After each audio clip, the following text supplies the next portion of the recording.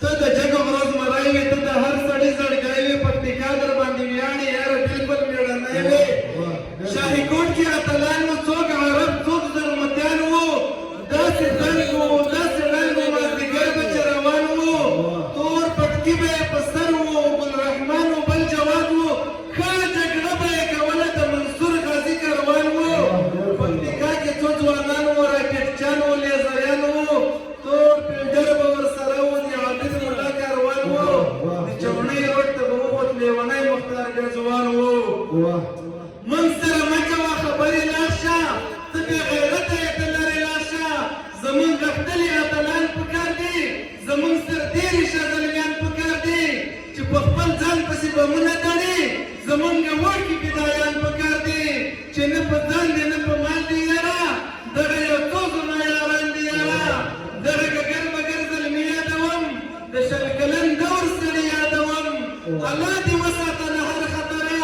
خدای دې په هېڅ مکه زما زګره له پرته جار شم رتوره یاره زما جانان زما اتله یاره ته دا یو څو مسؤلیتونه لرې ته په اوږو باندې بارونه لرې د اسلامي نظام ساتنه کوه د شهید برې مور پوښتنه کوه ګوره دوکه نه شې خوږه لالیه چې خیانت ونه کړې ښایسته لالیه په خپل دریځ باندې محکم وسېږه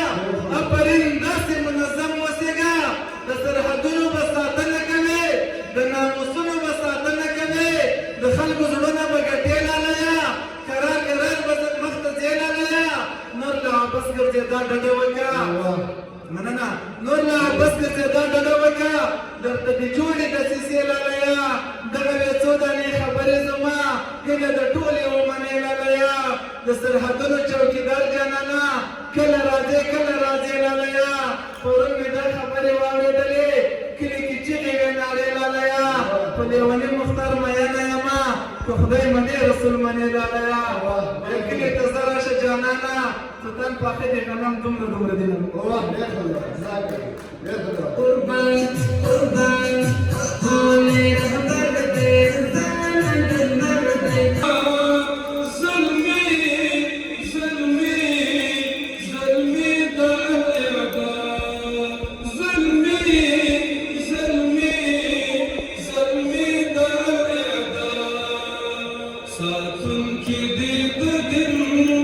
Satun ki dahi var, satun ki